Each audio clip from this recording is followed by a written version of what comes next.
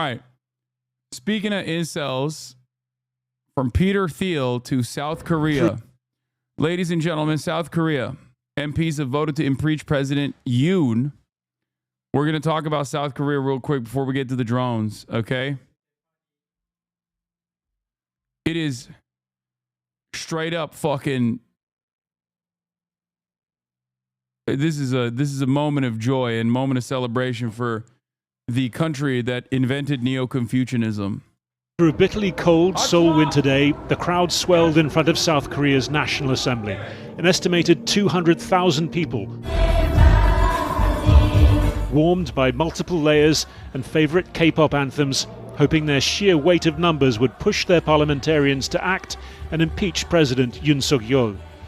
Further north, in Seoul's historic main square, a mirror image, if much smaller, protest in support of President Yoon. Passions at high volume here too, the soundtrack though stemming from South Korea's earlier decades.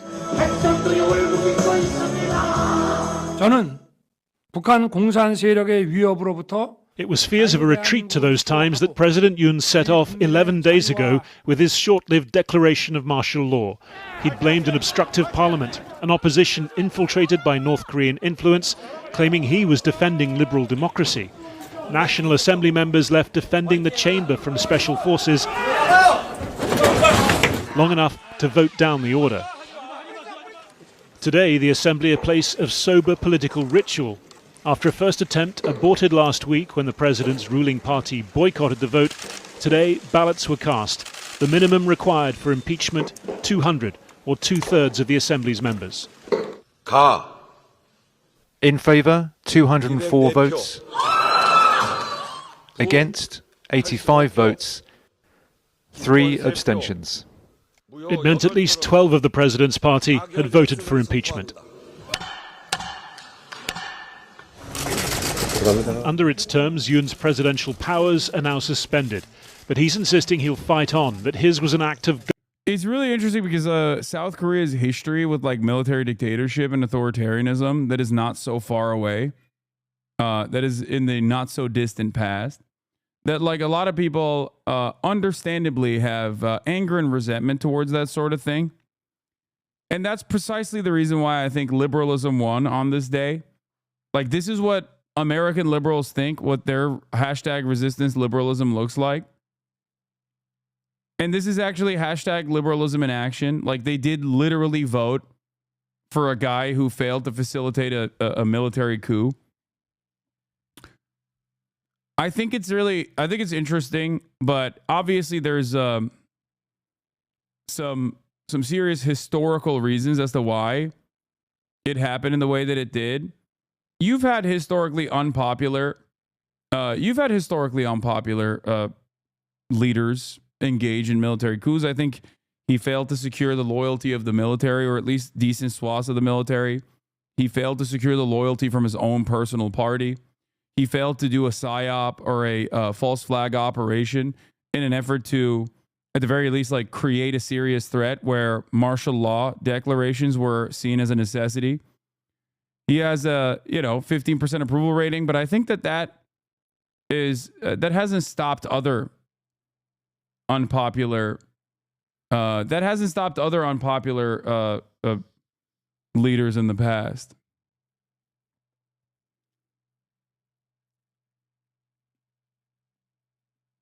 Their liberal W's did require sitting members of Congress to stare down riot police / National Guard types in the protests, something our Dems wouldn't do. I think there's that aspect of it as well. But like I said, I think it's more so about its not so distant history. It's not so distant past where a lot of South Koreans really grew to resent military authoritarian leadership. Considering that there are plenty of people over a certain age that experienced that. They saw it. They know what it was like. So for them, this is a battle of survival. So I think that does play a big role, in my opinion, in the broad reception of this this sort of martial law declaration, paired up with the fact that there wasn't really any sort of just cause for it. You can't just straight up be like, nah, there's North Korean sympathizers in the building, and that's why I had to do martial law out of nowhere. Especially without, there's no cause. Just or unjust, doesn't matter. You don't have your cabinet and you don't have the military, you're going to get cooked. So, there it is. Governance, not insurrection. 저는 지금 I may pause for a moment now, but the journey towards the future, which I have walked with the people over the past 2.5 years, must never come to a halt. I will never give up. While he waits for a final verdict within 6 months from the Constitutional Court, the Prime Minister assumes interim presidential powers. He didn't have the military in its entirety. He had the special forces. But even they, I feel like even they didn't have their heart in it, you know? This was the moment the crowds outside heard the result live. Joy, relief, and in the background, what's become the protesters' unofficial K-pop anthem, Girls' Generation's Into the New World. I also think personally that there are far more powerful organizational tools that like the Korean labor unions have at their disposal. Like, look at how well organized this shit is. And they did this in an incredibly short period of time. So, like, there are so many factors. There are so many factors at play here. And I think that is, all of those factors combined is the reason why this was immediately thwarted. Now, maybe I might be coming across as like a cynic or a little bitter.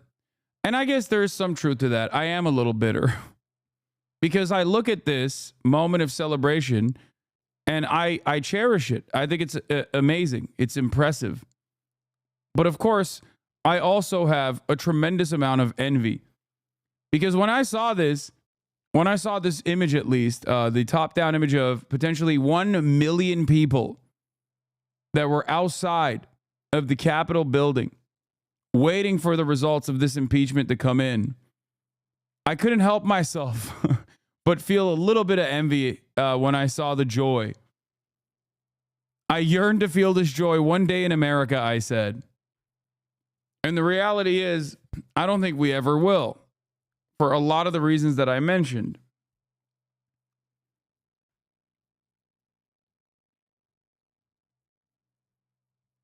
I think that's another materialist perspective. Koreans do not get paid for their labor, so this ability to put on a general strike within hours, they have seemingly less to lose and more reason to create solidarity and organize. Yeah, their labor unions are interesting. They have a lot of organizational power, but they're ultimately powerless in the face of like chaebols in general. Even though they do end up doing like work stoppages and stuff, but the unions had a general strike ready to go in like less than 12 hours.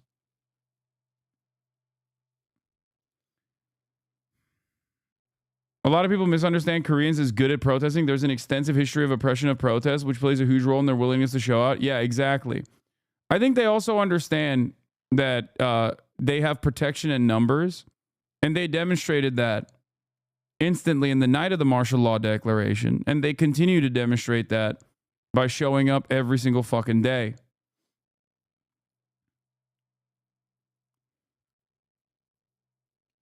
I feel like we should do a deeper dive into many of the uprisings that took place that the American-backed authoritarian government actually very violently squashed, both in the lead up to the Korean War, but also in the aftermath of the Korean War as well.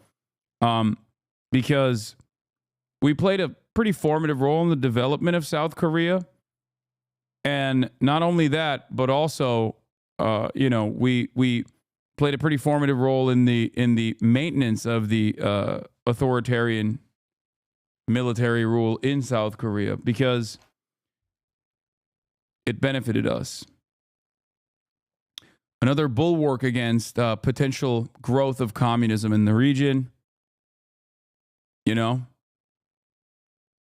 another military base to be placed. And in that process, if you were to be violent with anyone and everyone that you personally thought was a threat to the established order, you could simply call a communist sympathizer and kill them. And many were killed. I think this plays a pretty big role in the current material conditions of South Korean existence. It's important to understand it better. World.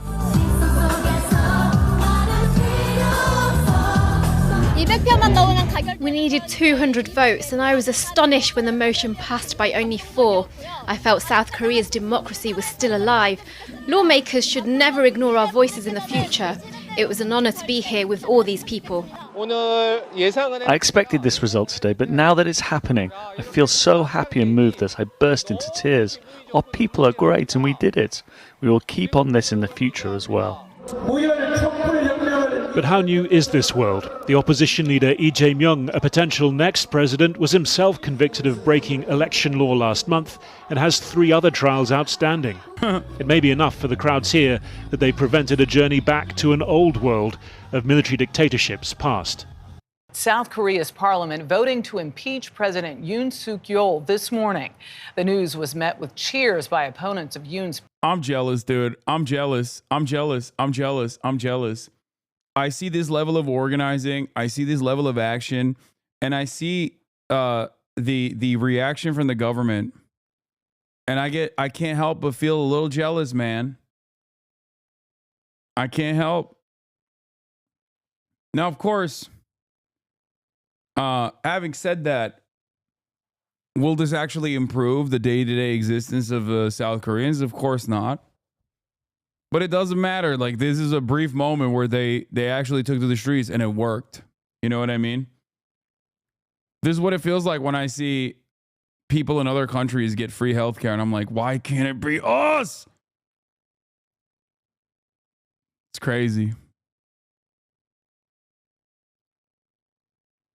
Maybe if you taught us, maybe if you spent 2 weeks out of the year not reacting to the zeitgeist and just directing the rest of us, many of us don't have time to figure this shit out on our own. What are you talking about? Everything that I do is literally hand-holding you through this fucking process. The fuck? Yeah, it's my fault that America is the heart of Red Scare propaganda. It is the heart of empire, and it very successfully destroyed any kind of labor militancy that it used to have. And one fucking Twitch streamer on an Amazon subsidiary corporation is going to lead the revolution.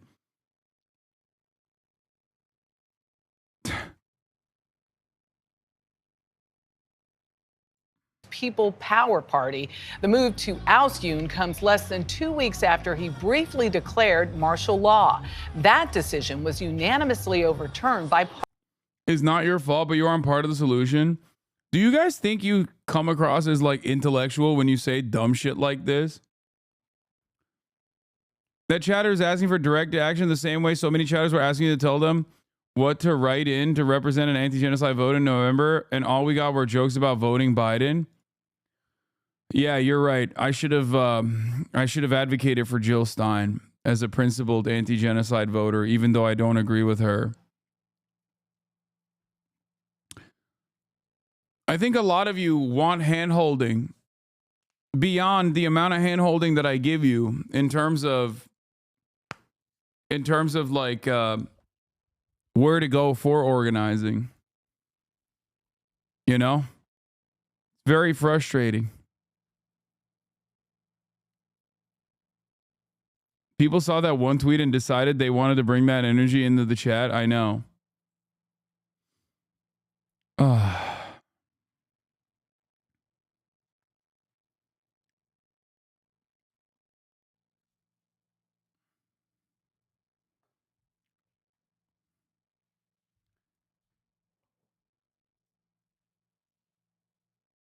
I was saying dumbass shit adjacent to these shadows as recently as last June. Please understand that this is just lashing out at allies as a part of the pipeline. You are doing a great thing. This anger is arguably a good sign. Yeah, not really. I think everyone has a little wrecker tendency in their brains, and they just kind of sometimes feed into it.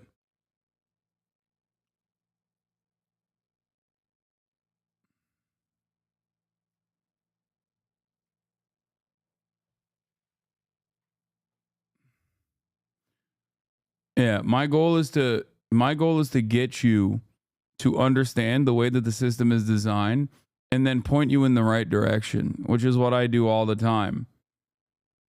If your arguments are, hey, why don't you just fucking stop the streaming shit because you're not a part of the solution, and rise up in arms and lead the militant vanguard that does not exist into a revolution, then you're kind of hallucinating an alternative reality. I look at the current material conditions, I look at the current culture and the attitude that people have. Okay? We have no labor unions as the backbone, and the labor unions that we have do not exhibit any sort of labor militancy in general. So if you currently think that this is why I'm anti-accelerationism as well. If you currently think that like some kind of accelerationism is going to magically bring about a socialist revolution and instill class consciousness in the minds of many Americans, you simply have not gone outside and talked to your fellow neighbors. Okay? That's it. You need to be able to have labor unions and labor unions to have the courage to be able to actually fight, to be able to get to that point to begin with.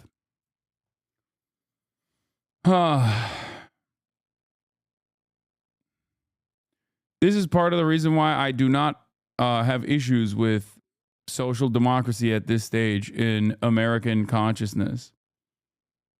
I don't think that American social democrats are outside of the sphere of anti-capitalist sentiment in this country because of how hyper-capitalist and hyper-individualist and American chauvinist Americans are.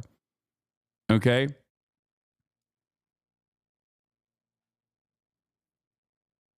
That's it. Some of you literally chirp in the chat and sound like Disco Elysium NPCs from time to time. Parliament. Chris Livesay is following the developments in our London newsroom. Chris, good morning.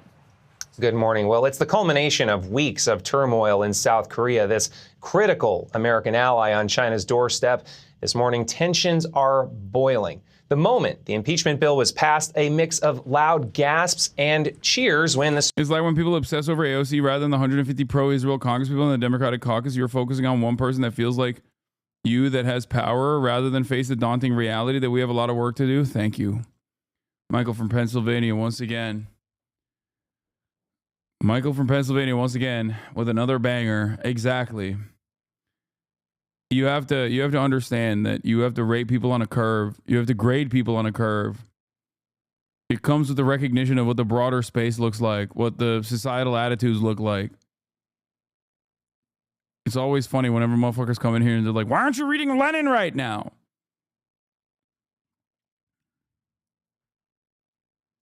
Speaker announced enough votes were cast against the president, some from his own party. Outside at opposing rallies, some were dismayed, while others rejoiced over his impeachment. A crisis was sparked back on December 3rd when the president declared martial law. He said to withstand disorder and what he alleged were pro-North Korean elements inside the opposition. But the backlash was so intense, the decision was reversed just hours later. This morning, President Yoon is not backing down, vowing, "I will never give up." He's still in office for now, but the country's constitutional court must now deliberate on whether to uphold the impeachment. And if it stands, a new election will follow. Dana. It's been interesting to watch from afar, Chris. Thank you.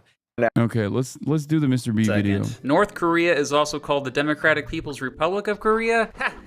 That's a good one. Anyway, two East Asian countries on the Korean peninsula that are opposite in so many ways. And yet, not that long ago, relatively speaking, they were just one country, Korea. Yeah, this one's gonna be lopsided, folks. I'll start by showing you this, which many of you have probably seen before. One picture sums up so much, doesn't it? Most already know South Koreans enjoy a much higher standard of living and much more freedoms, but in this video, let's dig a bit deeper. That said, since North Korea is such a secretive country, there's a lot we don't know about. But it's difficult for North Korea to hide the fact that South Korea is doing so much better than it, based on a variety of factors. First, I hope that as a history teacher, that's what people are saying, that he understands why there are vast differences in the development of South Korea versus North Korea, and maybe even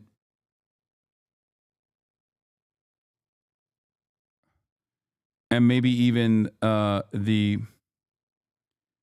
Okay, chat. This isn't your opportunity to send me whatever like you Googled and the first thing you found out from Google on YouTube. I appreciate the many chatters that are trying to help, but like you're just sending me some crazy shit. There's a chatter in here sending me like a fucking DPRK news agency video, and it's like,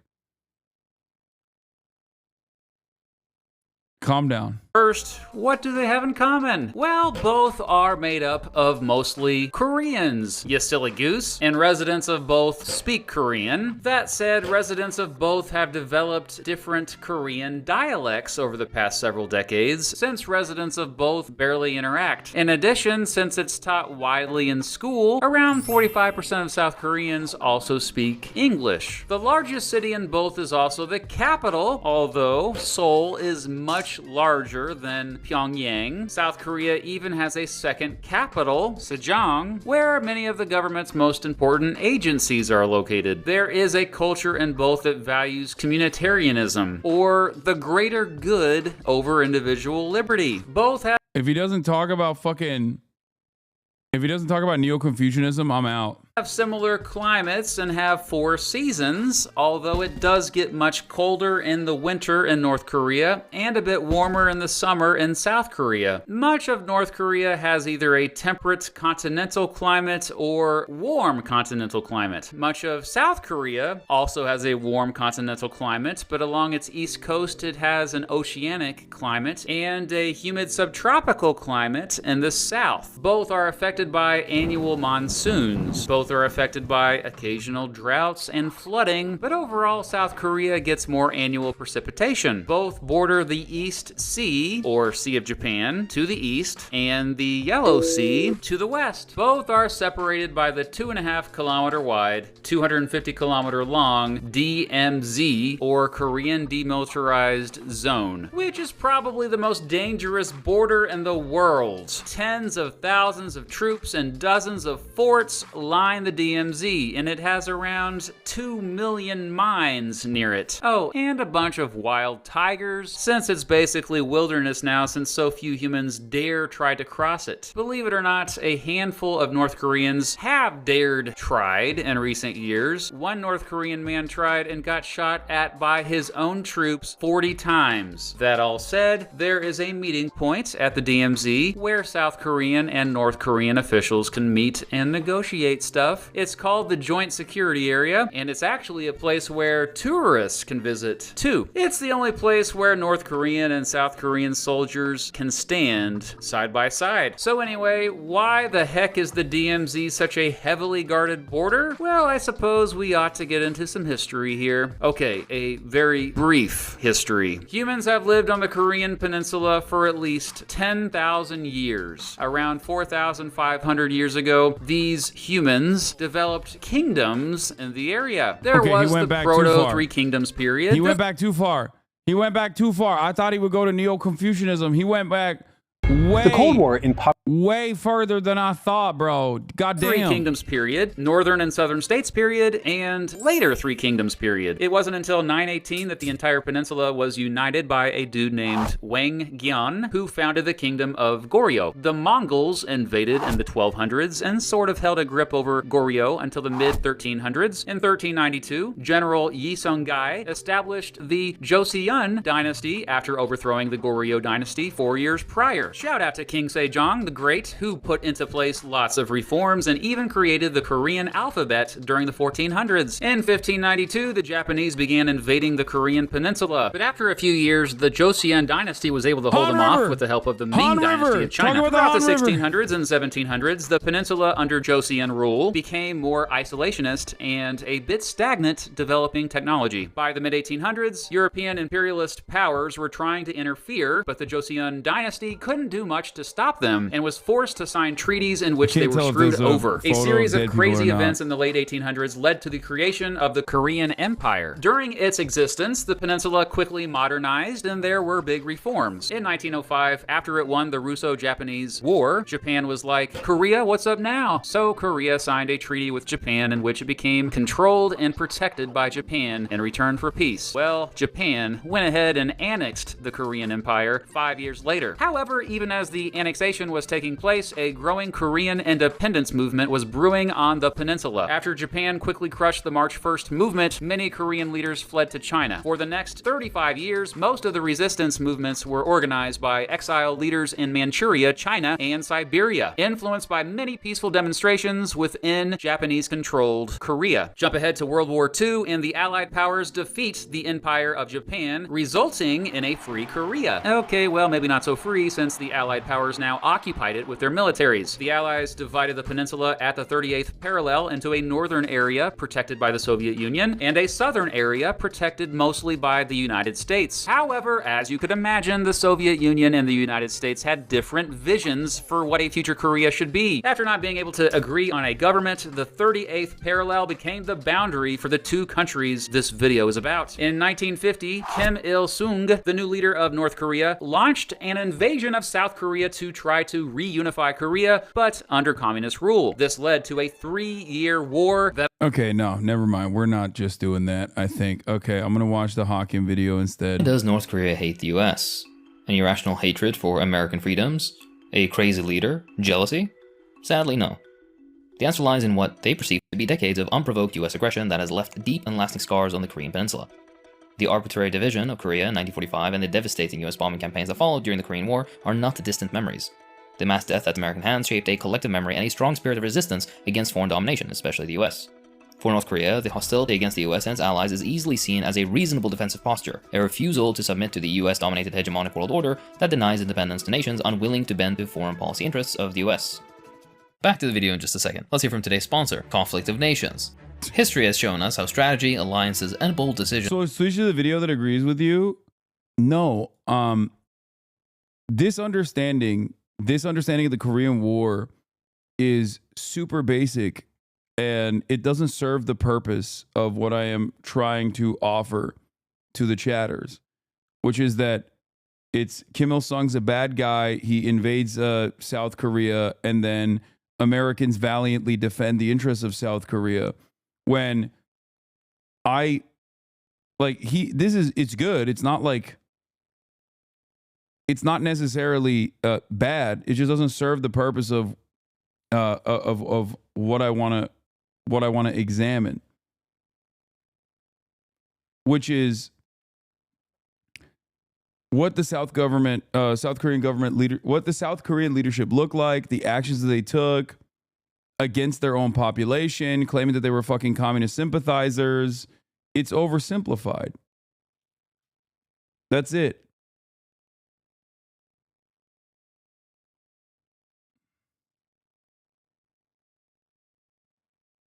Skip directly to World War II, then skip directly to the invasion from the north, skipping over the entire background of the conflict. Yeah.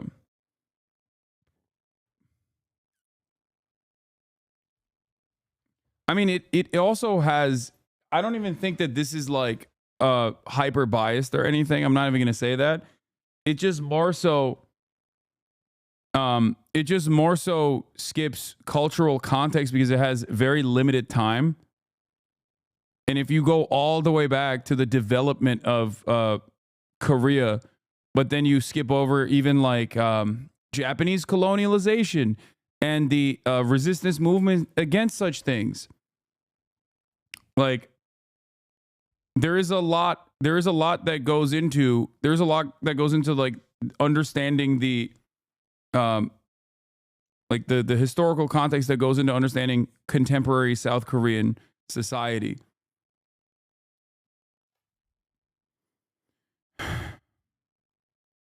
Like, if you look at this and you think, oh, well, it's the big bad North backed by the USSR that like simply invaded South Korea without and assume that like every single person was like violently against allegiances to even socialism, you fail to understand why the South Korean leadership executed so many people, specifically because they did not want to have any sort of unification. They did not want any sort of resistance against their dictatorship, and how beneficial this was for America's interests in creating a bulwark against growing communism in the region.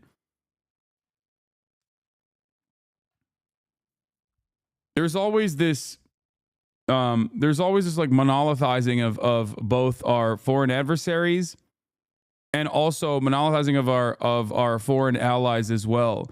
The understanding that like trade unionist movements, feminist movements, like movements that were socially progressive were regarded as pro-USSR and violently squashed in South Korea. And I think that plays a big role in how you arrive at the current Korean political system that is basically also another version of the duopoly that we see in the United States of America, with a relatively right-wing liberal party and also a somewhat more right-wing, further right-wing liberal party. This is the reason why when you see labor militancy, you don't actually have even if there is labor militancy, you don't actually personally have some kind of result or any sort of like political group that you can lean on to demonstrate your interests. And I think that it's important to understand how the ownership of the South Korean economy virtually exchanged hands and went from authoritarian rule to a neoliberal rule that dictated that 6 families virtually own the entirety of the Korean economy. These very wealthy families. So all of that, I think, plays a role in any sort of protest movement, in the examination of any sort of protest movement and where it goes, and how it plays a very formative role in the way that South Koreans, especially young South Koreans, view the existence of South Korea as a living hell.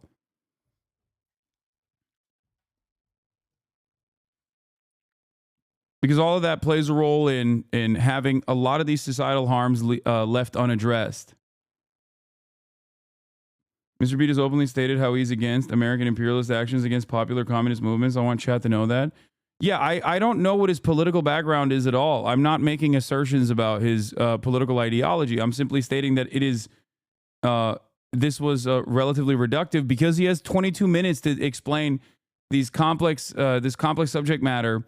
And I think it would be more interesting to just look at it from a hyper-specific perspective. Just like look at why the DPRK resents America from the lens of like the Korean War, for example. That's what it was.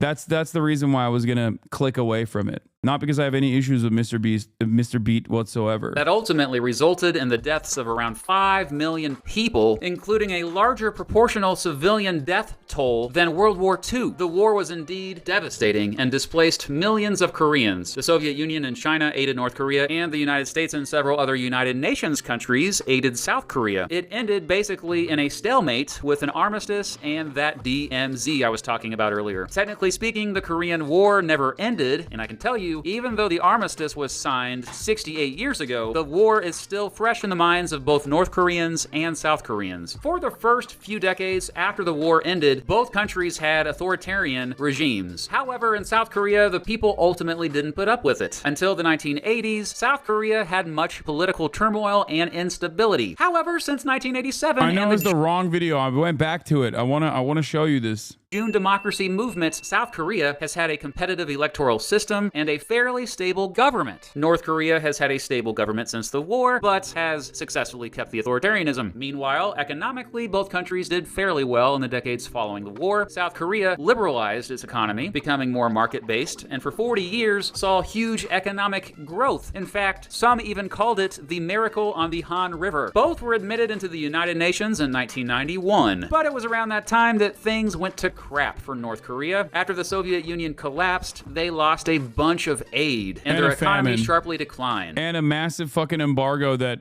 continuously starved the North Korean population. A lot of people don't know that. Yeah, I mean, there's so many aspects of this that are not mentioned. Like, North Korea was an industrial powerhouse for Korea overall, and that North Korea was virtually destroyed. I believe, what is it, like 70% of all standing civilian infrastructure was destroyed. The American bombing campaigns, and even the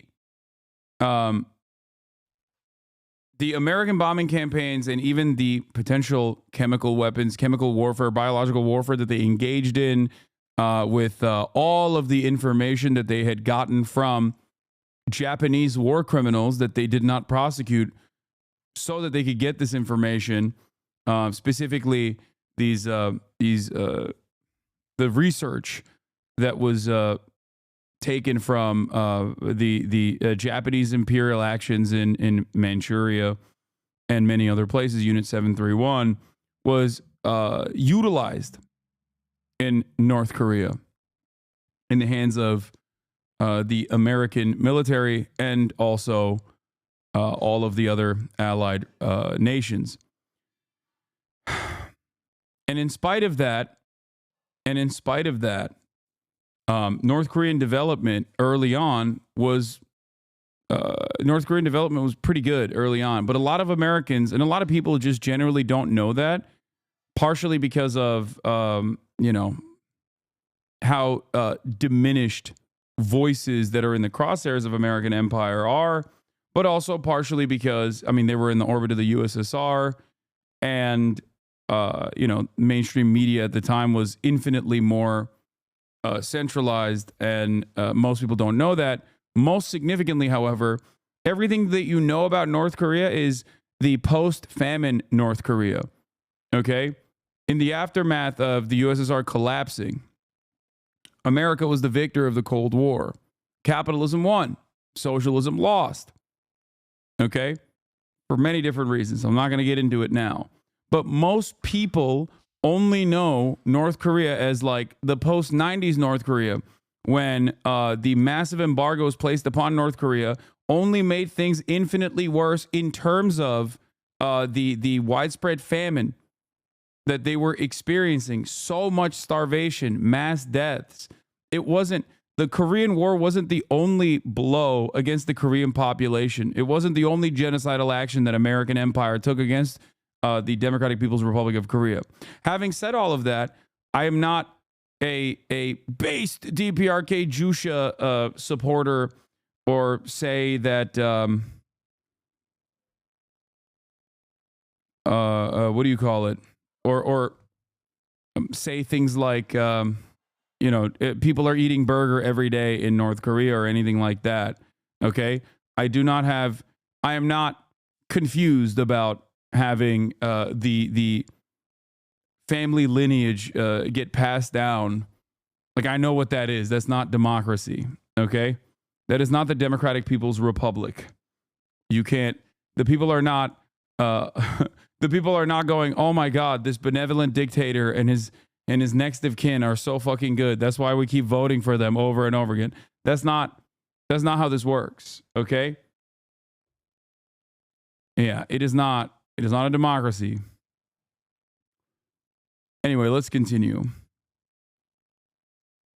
just as South Korea's economy dramatically improved. In the 1990s, North Korea experienced floods and droughts. This, combined with no longer importing food from the Soviet Union, ultimately led to what became known as the North Korean famine. Some estimate up to 600,000 North Koreans died. North Korea has since somewhat recovered, but yeah, I'm hoping you realize already why these two countries are so... No, their recovery has been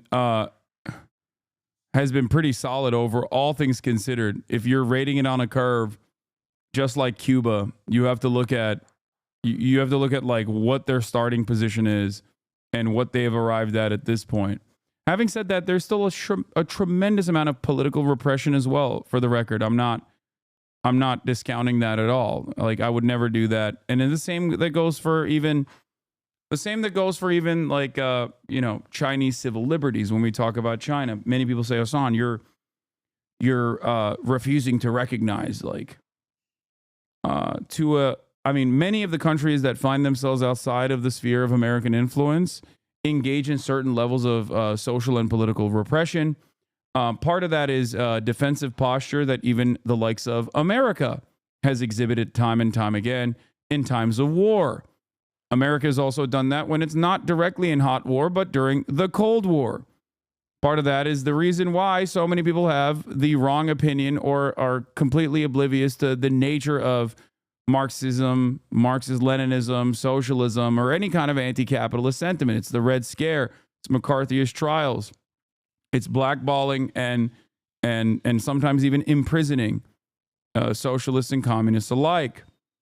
Okay, that is social and political repression utilized by the American state.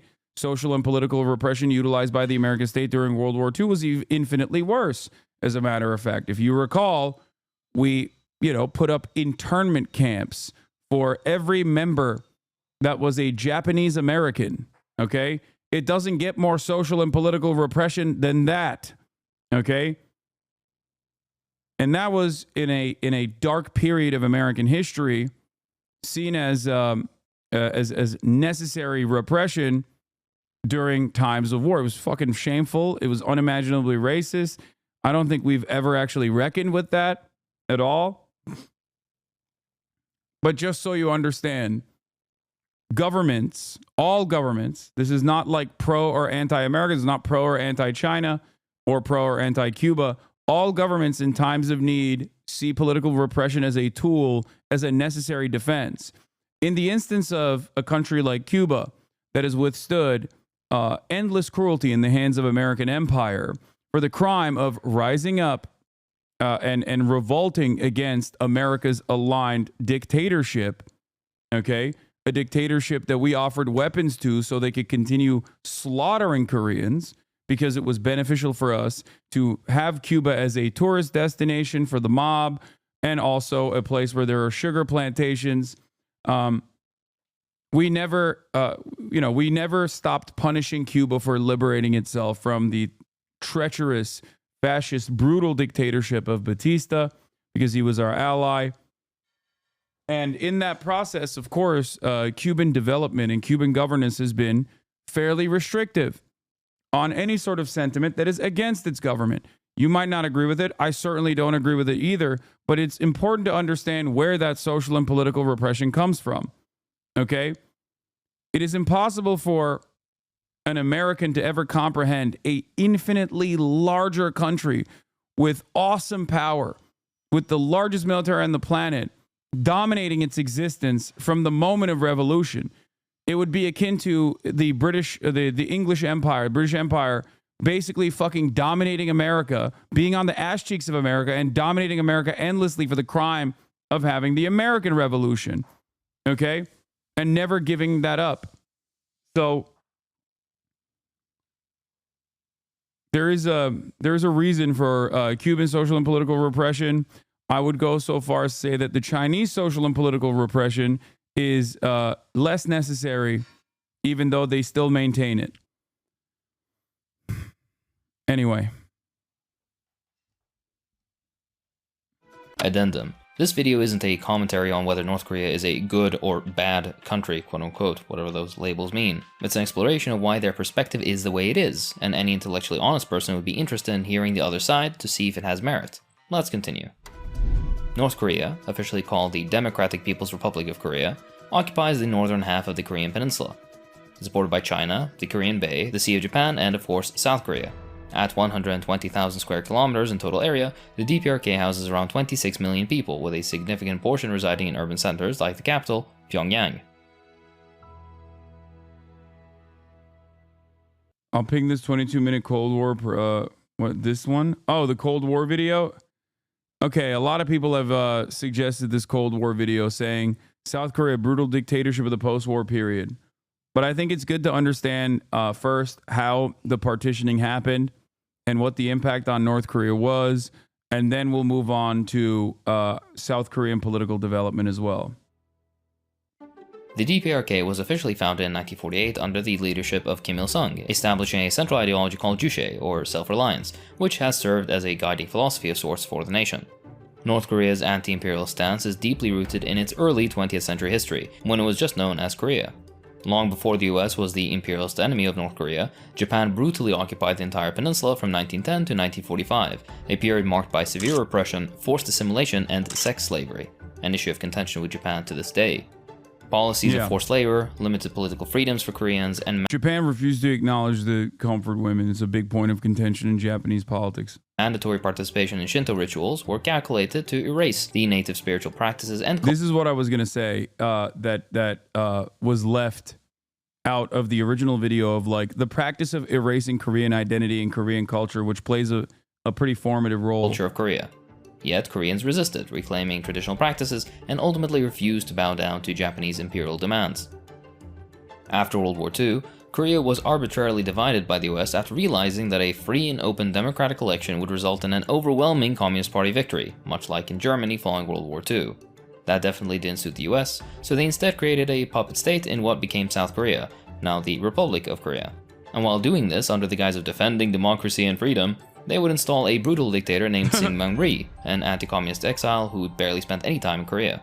This is juxtaposed by Kim Il-sung, the man who would go on to lead the DPRK, who had spent his life in the anti-Japanese struggle and for Korean independence. The problem is with the likes of Kim Il-sung, and this is a thing that you see in many other countries in much more personal ways, but you know, sometimes you have fail sons, and then those fail sons have other fail sons, and you inevitably end up, especially if you have like direct next of kin lineage in terms of like who gets to govern, you end up kind of fucking up the bag a little bit. Independence. The conflict widened in scope when the Soviet Union and China intervened on the side of their ally, with the US doing the same for South Korea. This division set the stage for the Korean War, the first proxy war of the Cold War. Syngman Rhee, a dependable pro-Western puppet, was ruling half the Korean peninsula. Despite his total lack of local support, the first thing he did was suppress the incredibly popular left, much like Suharto would go on to do in Indonesia, always with American support, of course. Check out the Jakarta method. Jakarta method is... Rhee did so enthusiastically and systematically. Under Rhee and the US's occupation of South Korea, only those deemed... Listen, we just gave them the coordinates and who we suspected of being communists. We didn't tell them that they should use the guns that sometimes they got from us on their unsuspecting civilian population. How could we have known that they would slaughter millions of people? How could we have known that? We simply gave them lists of names of suspected communists. Who could have thought that they would end up slaughtering every single person, of suspected communist allegiances? And this doesn't mean that they were slaughtering card-carrying communists that were trying to engage in militancy, okay? They were slaughtering motherfuckers who were like, yeah, I think women and men should be equal. They were slaughtering people. Many of them were involved in student protests and student organizing. They were slaughtering people who wanted to engage in any sort of like pro-democracy initiative, for example.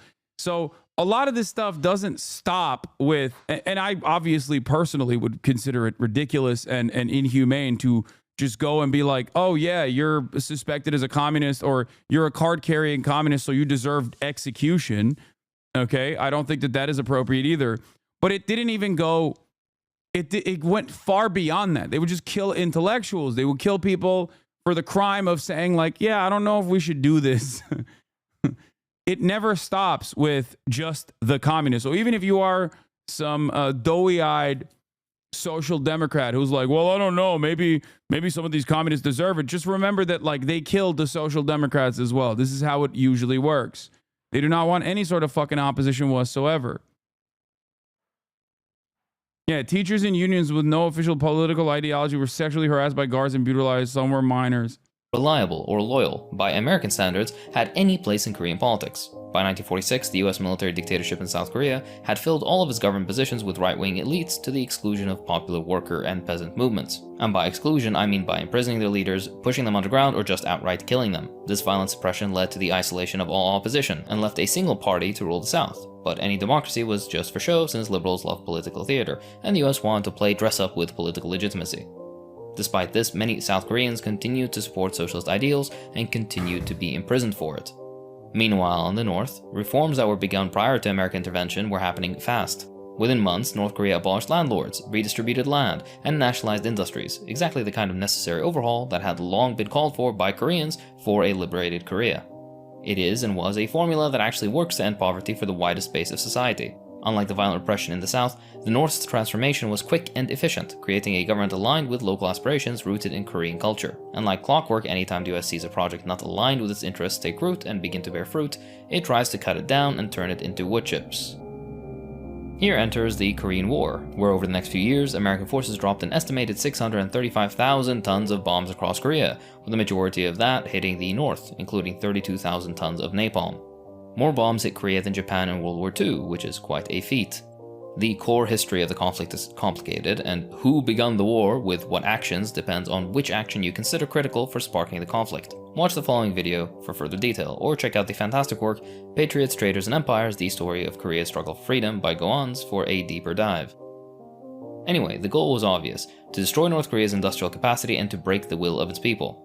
Cities like Pyongyang were leveled to the point that civilians had to take refuge in caves to survive the onslaught. In fact, the total amount of destruction rendered practically every city of the North completely flattened. I made a video that covered this in further detail here. By 1952, North Korea was left in ruins.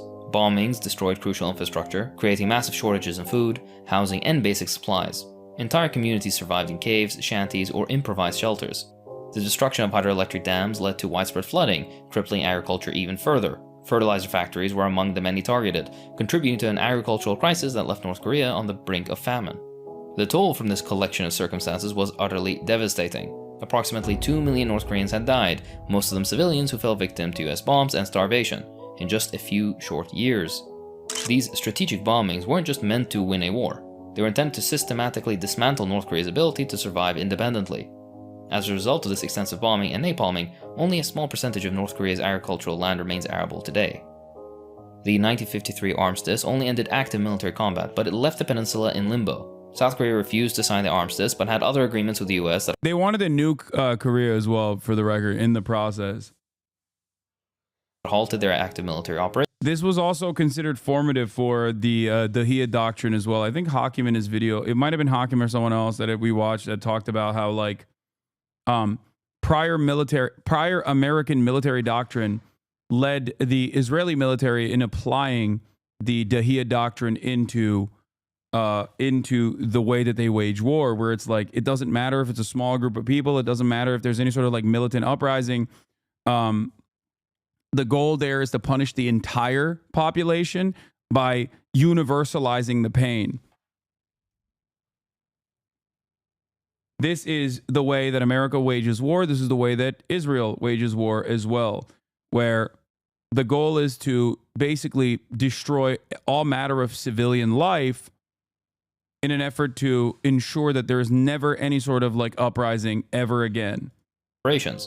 The US later signed a mutual defense treaty with its loyal puppet South Korea, committing to a permanent military presence along the fortified 38th parallel, which remains one of the most militarized borders in the world today.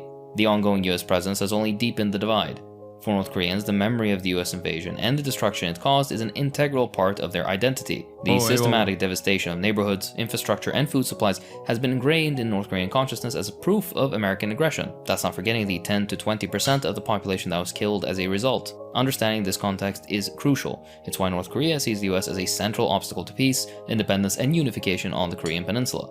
And they happen to be correct about that point. The Korean War is only the beginning of the story.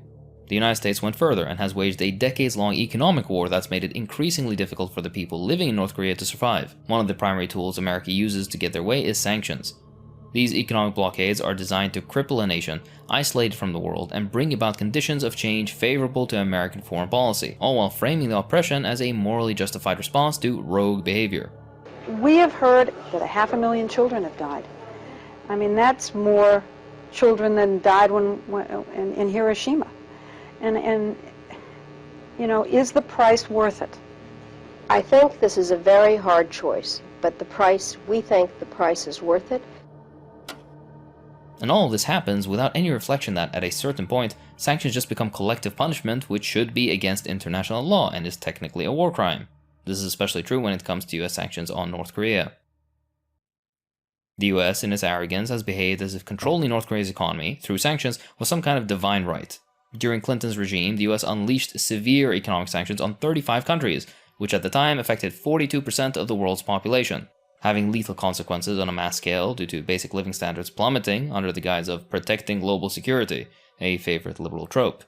This tactic isn't new or unique. It's an ancient strategy that involves starving a subject population into submission and manipulating public sentiment against their government. In other words, it's extortion on a mass scale, or terrorism, or whatever other term that's valid. Yet North Korea's people have proven to be tremendously resilient, which renders sanctions ineffective and makes sanctions even crueler than they already are. Instead of fermenting dissent, sanctions have only fueled a fierce collective defiance reinforced against the US and its allies. Take it from me, an Iraqi. No one in Iraq has ever felt that the Iraqi government is responsible for the suffering imposed on it by the American sanctions regime. This is a very normal tendency for people to harden their position against those who actually cripple them and destroy them.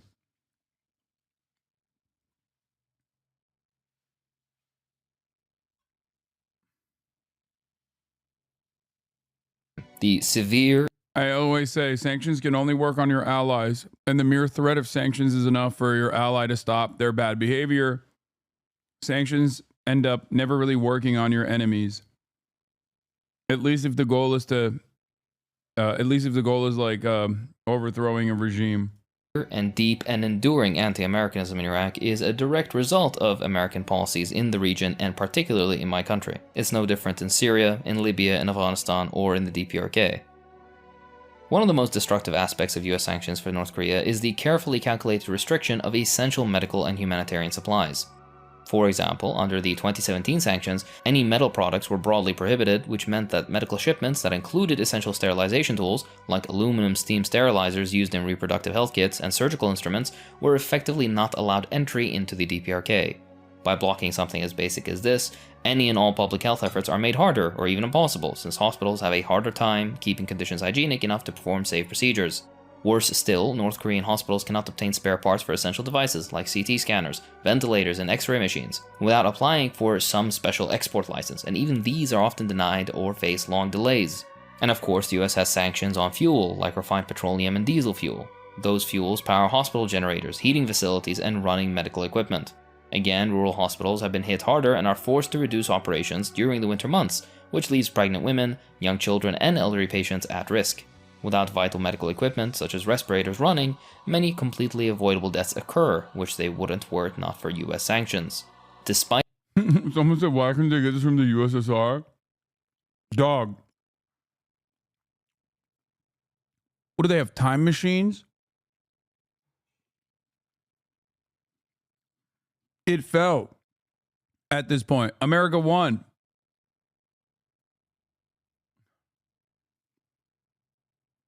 They used to.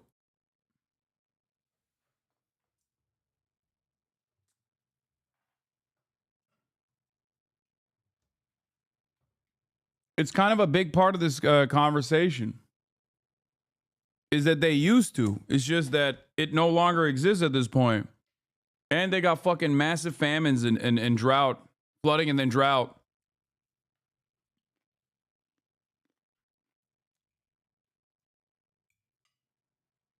Despite these sanctions, however, the DPRK has against all odds formed a model healthcare system for low-income countries, in comparison to that of the wealthiest country on Earth, which guarantees basically nothing in terms of healthcare for its citizens, despite profiting handsomely from spreading misery around the globe. Moving on.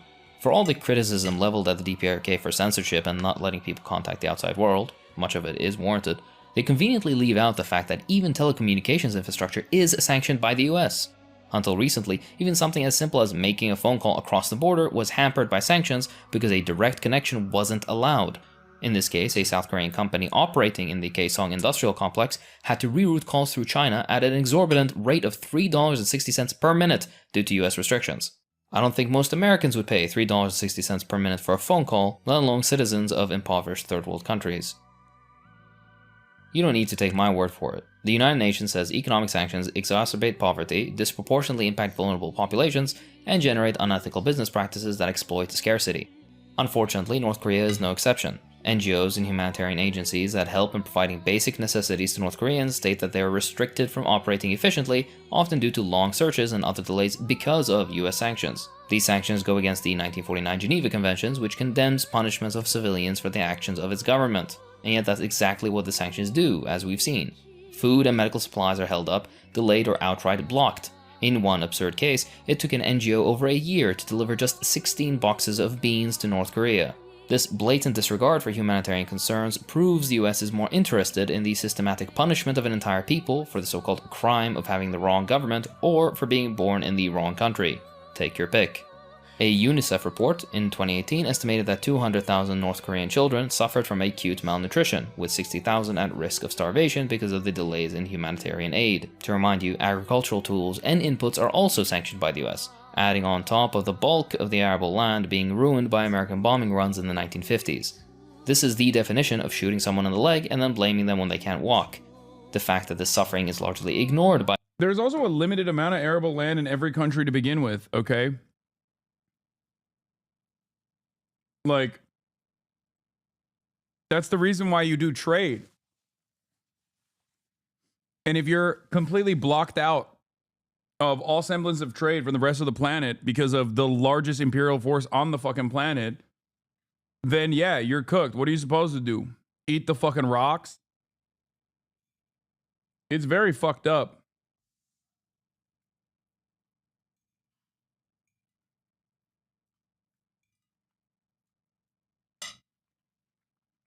By the international community, never called out for being the crime that it is, only strengthens the DPRK's case and perspective against the US, as they witness firsthand the human cost of these cruel and pointless sanctions. If anyone truly cared about human rights in the DPRK, they'd immediately call for the lifting of economic sanctions. Sanctions on North Korea don't just target the government, I think that's clear. They seep into every layer of society and erode the living standards of ordinary citizens. In fact, that is the stated goal of many of the sanctions. For example, the textile industry is one of North Korea's main sources of employment and has been hit very hard by sanctions. Exports are blocked, which means thousands of textile workers, many of whom are women, find themselves unemployed or with reduced income. As a result, many are forced into black market activities to afford everyday necessities like food and clothing. Fishing is another critical industry and food resource nearly severed by sanctions, wiping out a sector that once provided a stable income for many coastal communities for centuries. No access to export markets means a cap on just how much they can catch and viably benefit from. This destabilizes local economies along the coast, along with all downstream industries such as fish processors, transporters, and vendors who rely on fishing industry for their livelihood. Other fuels and metals like coal and iron ore, North Korea's primary exports, have also felt the wrath of sanctions. In 2018, China's imports of North Korean coal dropped by 88% due to international sanctions, which stripped North Korea of a major and badly needed source of income. By now, you should know the pattern. The US sanctions a commodity, the decline in business forces closures of production facilities, and all downstream production is similarly affected. It's the same story with coal mines and associated facilities, which resulted in more unemployment and further impoverished communities. These are not luxury industries or military projects. They are, or were, the backbone of North Korea's civilian economy. Without access to global markets, North Koreans are forced to use black markets, where prices for things even as basic as food can be prohibitively expensive. And to wrap up, let's stay on the employment issue. The labor market is severely restricted as a result of what was said previously, but also because of sanctions that take away access to joint employment opportunities. In essence, you can't invest in North Korea. An example of this trend is the shutdown of the Kaesong Industrial Complex. It was a large joint North-South facility that employed over 50,000 North Koreans and a symbol of friendship between the South and the North. The shutdown, because of sanctions, resulted in these 50,000 North Koreans being under or unemployed. These are nefarious policies aimed at maximizing misery for the interests of American capital. The United States has likewise kept a military stranglehold on the Korean Peninsula for decades, with roughly 28,000 troops stationed at a few large bases across South Korea meant to counter any potential aggression from the north. This isn't a temporary deployment, and it's extremely expensive, for South Korea of course. The US isn't altruistic even to its allies. In a recent deal, South Korea agreed to pay over $1.1 billion, with further increases capped at 5% per year, to host the US military presence, a price pushed by the Biden administration to solidify a deal before any possible disruption from the second Trump administration. This new agreement lasts until 2030 to make absolutely sure that it survives past Trump into whatever administration follows him. For North Korea, these forces are there as a threat, obviously. It's the most technically sophisticated military on Earth and its local ally, stationed across the border against your sanctioned and small country. It can be nothing else. Anyway, each year, the US and South Korea carry out joint military so-called exercises, training in everything from missile defense to simulated invasion drills. One of the most extensive, Ulchi Freedom Shield, involved a combination of computer-simulated and live-fire exercises, with some 19,000 South Korean soldiers participating in drills against North Korean attack scenarios, essentially joint US-South Korean invasion exercises. This isn't really a war game, it's a display of power backed up by the increased presence of US long-range nuclear-armed bombers, submarines, and strike groups in the region. Who is the aggressor here, again?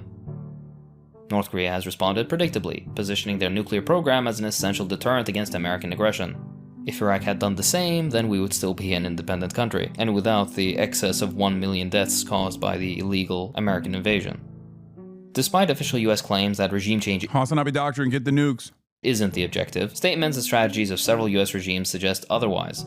North Korea watched other states like Libya dismantle their defenses only to face regime change at the hands of the US. If the DPRK were to disarm, it would likely face a similar fate, being exposed to an aggressive enemy that has historically favored extreme and unrelenting force over diplomacy. So, we should really view North Korea's nuclear deterrent more as a survival strategy against an American military presence than the unhinged world-ending musings of a psychopath. Likewise, and more importantly, they offer to stop nuclear testing entirely for a pledge that Loki, if Ukraine never gave up its nukes, I think it'd be a dramatically different situation right now. That the US wouldn't attack. The US ignored the memo, of course. This is one of the many extended olive branches from the north that have gone ignored.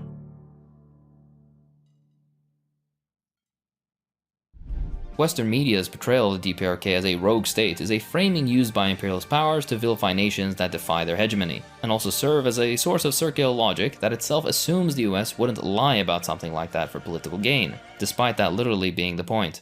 In this narrative, North Korea is depicted as a dangerous, irrational actor, a threat to global and regional stability, and an obstacle to progress. Progress as defined and measured by what is most profitable to Western capital interests, interestingly enough. Let's not forget the trillions of dollars worth of rare earth metals under North Korean soil. We even made a video on that you can check out here. Few analysts or policymakers attempt to actually understand how the DPRK perceives American aggression, preferring to push a simplistic, cartoonish, and unserious one-sided image of the nation as a villain beyond redemption. This framing is used to block or at least slow down any genuine resolution, which makes sure the crisis continues to serve US imperial interests. However, if we strip away the nonsense, North Korea is being punished because it refuses to submit to globalized exploitation by Western powers, which makes it the ultimate enemy. The DPRK is described as reclusive, backward, and isolated, but no mention is made of the sanctions which hold that end as their explicit purpose.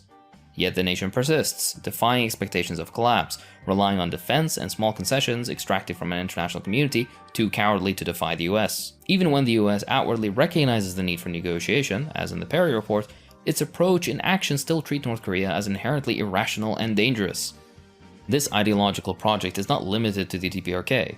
Cuba, another country falsely labeled as a rogue state, and I've covered in this series here, has been resisting similar imperialist domination. Cuba is also painted as an unrepentant regime led by an irrational and dangerous group. I would say Cuba and Korea have been presented in the same vein, but I think Cuba's a little bit better. I don't know. like Cuba has historically been able to withstand and develop in far better ways, partially because they didn't have fucking, I guess, the mass famine.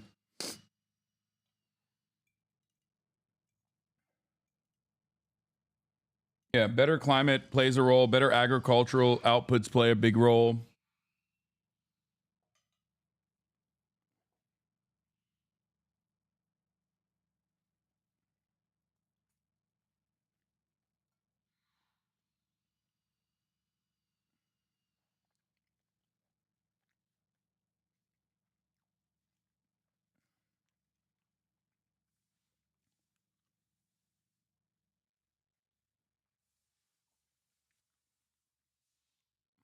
They didn't get bombed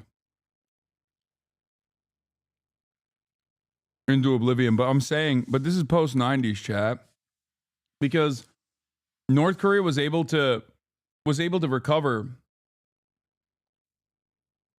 North Korea was able to recover after the Korean War with the help of the USSR. That's why I'm saying, like, it's a little bit different from 90s onward. Whose system must change to serve Western capital, of course. This rhetoric suggests these nations are so desperate to maintain power that they endanger their own populations and global stability, framing their survival as both an anomaly and a threat, as simultaneously weak and strong, like how fascists like to depict all their enemies. Instead of engaging with their histories, imperialist discourse reduces North Korea and Cuba to caricatures, presenting their leaders as the sole architects of their nation's problems and suffering. Be completely honest with yourself. Have you ever heard any talk about sanctions, or how they impact the average North Korean before this video, particularly in the Western press? I would bet on no. However, propaganda against the DPRK extends to more than just this. The US and its allies have also and continue to conduct direct campaigns, from propaganda leaflet bombs in the Korean War to balloons filled with anti-regime messages and US dollars sent from South Korea. Attempts at undermining the country are ceaseless. That's aside from all the silliest claims that you see shared all over, with no sources as always. For an overview of that, check out my earlier video here. For further details on defectors and why their stories so frequently fall apart, check out another video here. I think one of the funniest parts about this is that, like, there is an entire marketplace for defection, obviously, because people are fascinated by the hermit nation. But having said that, even all of the other people that have made a name for themselves in the defector orbit, some of which who literally are like, yo, this shit sucks, and then they sometimes want to go back because they don't have job opportunities in South Korea due to the same exact job market that, like, South Koreans have to withstand, but also because they additionally get profiled because they're North Korean and then sometimes leave and go back to North Korea.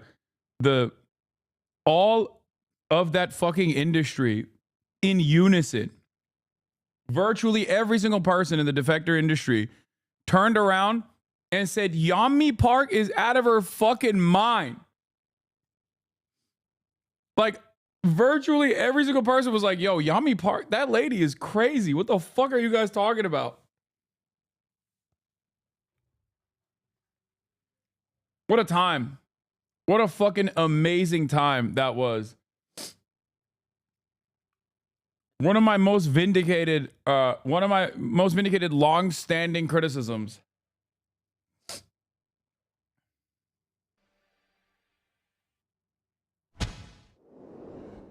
Victorious worker.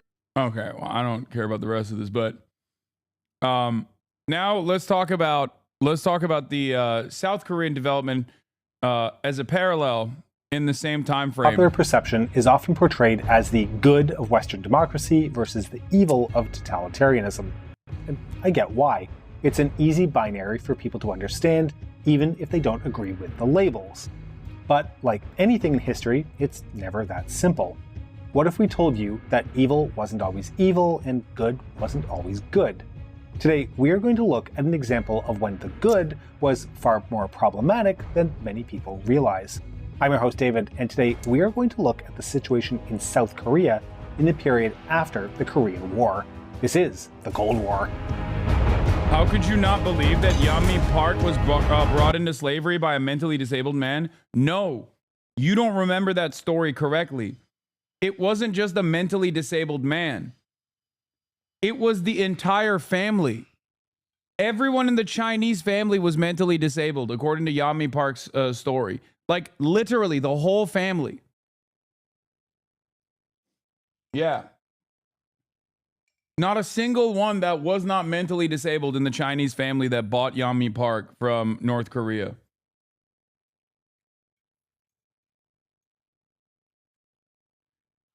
It might have even been a whole village, if I'm not remembering. I might be misremembering. Sometimes I am the foremost authority on Yeol Park lore. You know, who could forget some of the choice words that she had for Columbia University that she said was exactly like North Korea. Wokeness demonstrated by Columbia University students and teachers alike was akin to the totalitarian leadership of Kim Jong-un.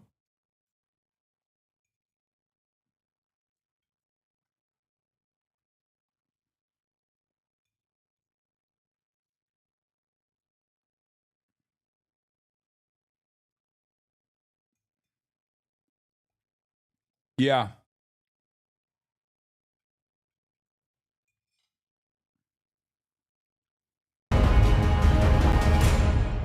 I'm a busy guy with lots of great projects going on, so sometimes I need a little help to let me find some mental clarity so I can stay productive. I am so glad to be using the sponsor of this video, Endel, a uniquely useful application that creates personalized creative August 16, 1940. First 100 people to download Endel using the link in the description. Too late, you're not going to be one of the first. This is a 2-year-old video. Get a free week of audio experiences. This will also support our channel. On August 16, 1945, a day after Emperor Hirohito proclaimed the unconditional surrender of Japan, thousands of Koreans spilled into the streets, joining together in joyous celebrations. People danced, partied, and marched up and down the boulevards, waving Korean flags. After 4 decades of Japanese occupation, the peninsula would finally be independent. Unbeknownst to them, however, the newly emerged superpowers had already divided their land into 2 occupation zones with the border marked along the 38th parallel. And how did that come about? Well, only a few days prior to the Japanese surrender, the Soviet Union had entered the Pacific War and had begun offensive operations into Manchuria and the northern parts of Korea. Facing the prospect of a complete Soviet occupation of the entire peninsula, the United States urgently came up with a plan to split Korea in 2, using the 38th parallel as the line simply because it would put Seoul into the American sphere. Okay. Respect to this analysis so far. Our good friend and supporter of this channel, General Douglas MacArthur, proclaimed this decision on August 15th in the General Order No. 1. To be honest, the Soviets could have easily rejected this and pushed for total control of all of Korea, as American and Allied troops were not in any position to challenge the Soviets. But to everyone's surprise, they raised no objections. Well, they did demand possession of Japan's northern island of Hokkaido, but MacArthur of course refused. The Koreans, for their part, were quick to establish people's committees throughout the provinces, as well as the People's Republic of Korea, which served as the central governing institution connecting them. Don't be fooled by the name though. Despite being called peoples, and the association we have with them now as representing socialist or communist governments, these committees encompass the entire political spectrum, since the task at hand was the decolonization of the peninsula. The PRK leaders chose as president a right-wing nationalist, Syngman Rhee, who, with the blessings of the American government, arrived in Seoul in mid-October. In one of those weird moments of history, Rhee wasn't initially asked if he wanted to be elected, so when he became aware of it, he actually refused the position. Just a few days before, the USSR had revealed their own champion in Pyongyang, Kim Il-sung, presented before a cheering crowd. With spheres of influence now determined, and the major political players in place, the 2 superpowers began reshaping the political landscape of their respective sides of the line dividing the peninsula. The Soviets faced opposition from the right-leaning nationalist and Christian tendencies of the population, and while they did recognize the PRK and the committees, they did everything they could to make sure Kim Il-sung would gain the upper hand. For the Americans, however, the situation was a bit more complex. Seoul was the heart of the Korean political world, and disagreements between the Korean right wing and the United States Army military government in Korea, or USAMGIP, were not out of the ordinary. Discontent among the populace was also growing, fueled by rampant inflation, unemployment, poverty, and opposition to occupation policies. Many of the disenchanted turned to leftist-led labor movements, resulting in a general strike and the Daegu Uprising in the fall of 1946, which quickly spread across the southern provinces. The government crackdown that followed. What will happen? Popular leftist uprising in American-controlled Korea? Surely the Americans go, wow, the people of Korea, the working class of Korea, seemingly are resentful against our guy. As a nation that is tasked with defending the principle of liberal democracy, we will certainly ensure that the people's wishes will be, the people's actions will be rewarded with swift justice in the direction of the demands being made by this popular uprising. Certainly, right? I wonder what will happen in South Korea next. Followed resulted in the deaths of 92 policemen, 163 civil workers, 116 civilians, 240 rioters, and the arrest of around 2,600 people. Wait, what? No! In the South, No! No, what? That's not what? Americans were mostly concerned with rooting out communist influence, naturally, yet the Korean far right didn't limit itself in dealing with just the leftists. They were determined to exterminate any political opposition that appeared to be a threat, including the prominent politicians Yeol and Kim Gu, who were assassinated in July of 1947. What the fuck? Yo, chill. What? I mean, certainly American intervention is about to kick in any moment now, right? Because they fucking hate. They hate this sort of thing. They hate this sort of thing. They hate it when a foreign country is behaving this way.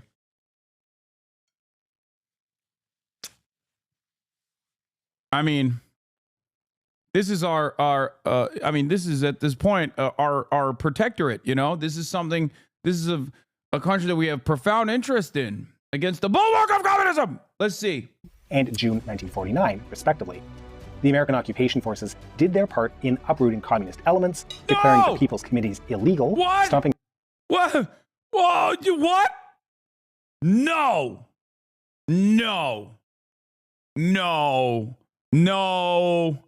What do you mean? No, but what about... But liberal democracy. What do you mean?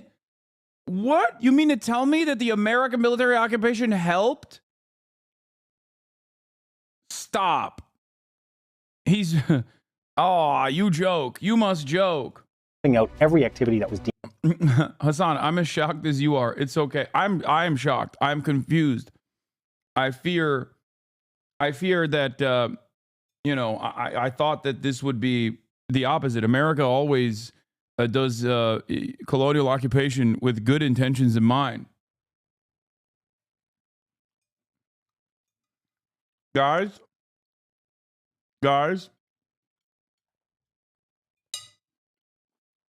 surely, bear with me here. Surely this is a one-off. And I'm sure that as soon as they realize that they're just murking fucking random student protesters, the American government will change its course and not severely escalate the penalties that the Korean people now have to withstand.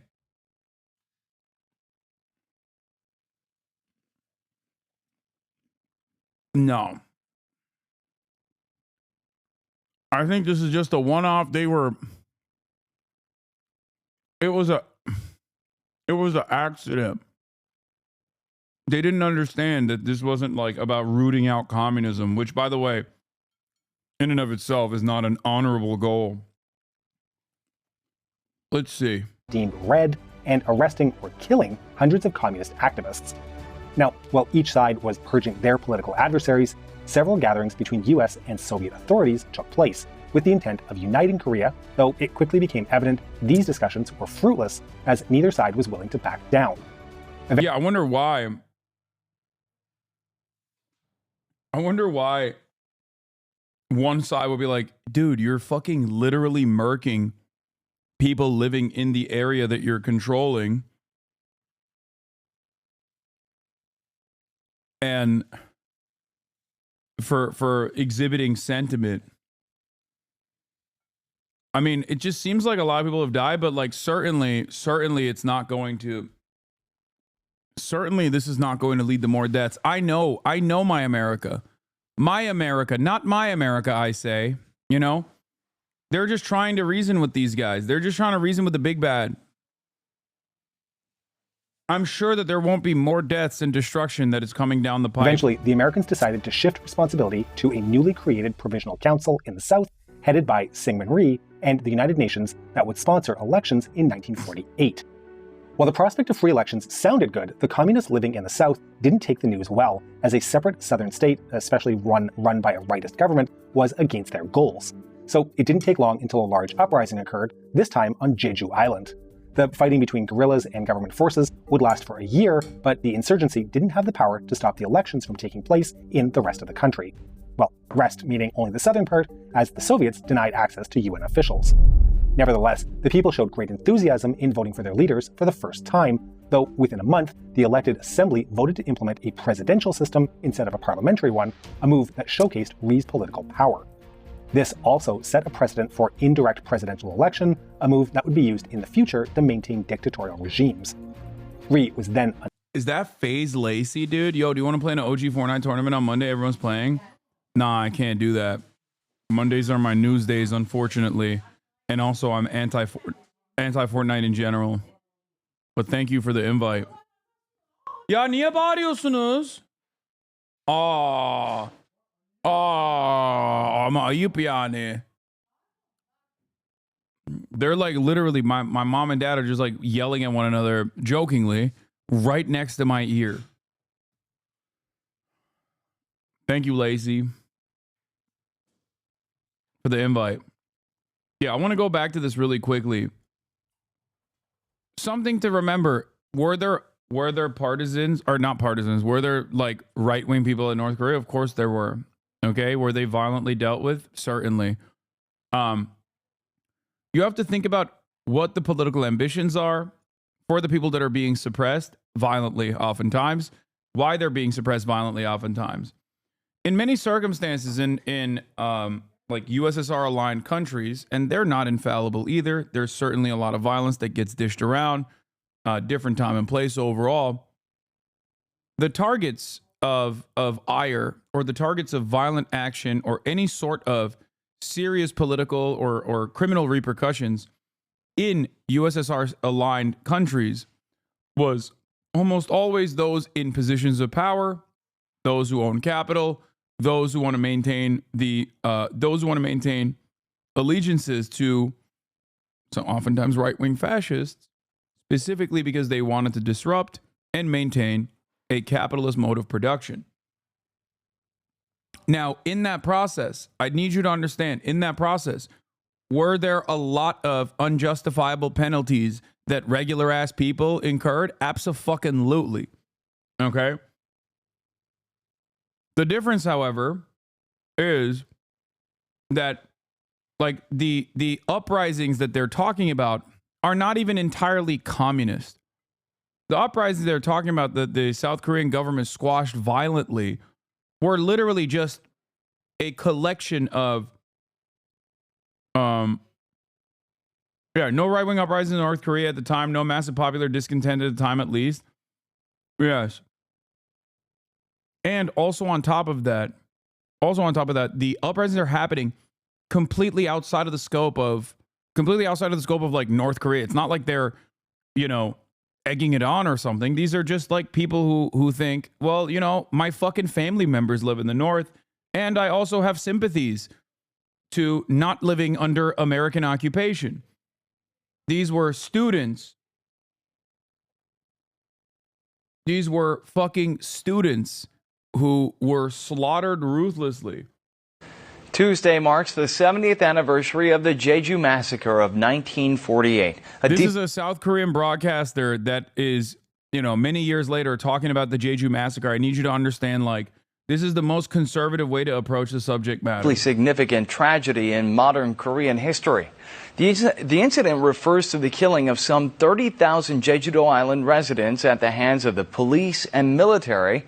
And since a government fact-finding report came out in 2003, activists have called for a deeper investigation to shed more light on what happened, but the search for truth has been slow in coming. Cheongbang Waterfall is a famed tourist destination on Jeju-do Island, known for its scenic landscape. But 70 years ago, the sea below the waterfall was the site of a tragic bloodshed. At the time of the incident on April 3, 1948, the area was crowded with police stations and detention camps where mass slaughters were perpetrated. 247 people are so far known to have died in this area. However, based on testimonies that killings were conducted every day, the number of victims appears to be much higher. By the way, as the chatter also correctly pointed out, if you're shocked by 30,000, Google Indonesia, Jakarta method. Because god damn, that fucking slaughter puts this to shame. That slaughter also led by American-backed freaks.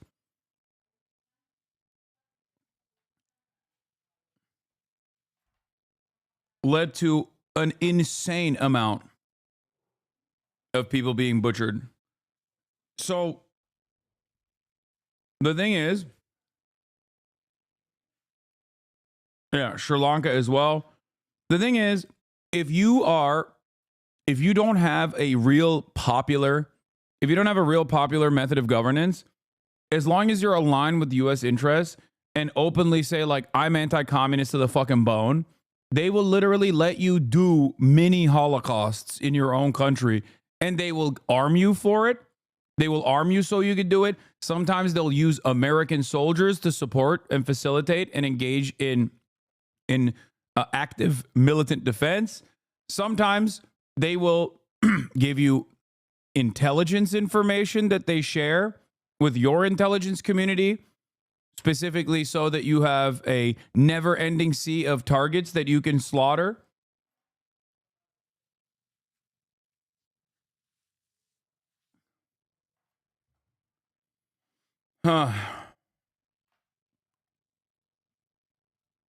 This is how it goes in the name of liberalization and liberation. 시체도 찾지 못한 분들도 많이 있는데 앞으로 우리 It says many haven't even found the remains of their loved ones, so I hope this can be addressed as well as other areas that must come to light. 그걸 좀 더 노력하고 또 그 확실하게 우리가 규명을 낼 수 있는 그런 것들이 더 노력해주기를 바랍니다. Identifying the whereabouts of those who are unaccounted for is also a pressing task. Some 5,000 people on the island are believed to have gone missing at the time, but how and why remains unknown. Government support is urgently necessary for a state-level investigation into the Jeju massacre, whose many facts remain in the dark even after 70 years. Yeah, I mean, this is like the brutal South Korean dictatorship fucking absolutely slaughtering people who led a popular uprising against the brutal South Korean government. At the time, America fucking 100% was like, oh, they're killing communists. It's great. And it's wild because, once again, they weren't even fucking communists. It's completely unacceptable even if they were. But the very fact that they weren't communists also makes this even crazier. UN officials. Nevertheless, the people showed great enthusiasm in voting for their leaders for the first time, though within a month, the elected assembly voted to implement a presidential system instead of a parliamentary one, a move that showcased Ri's political power. This also set a precedent for indirect presidential election, a move that would be used in the future to maintain dictatorial regimes. Ri was then, unsurprisingly, elected president by the assembly on the 20th of June, and the new Republic of Korea was inaugurated on August 15th, on the third anniversary of liberation.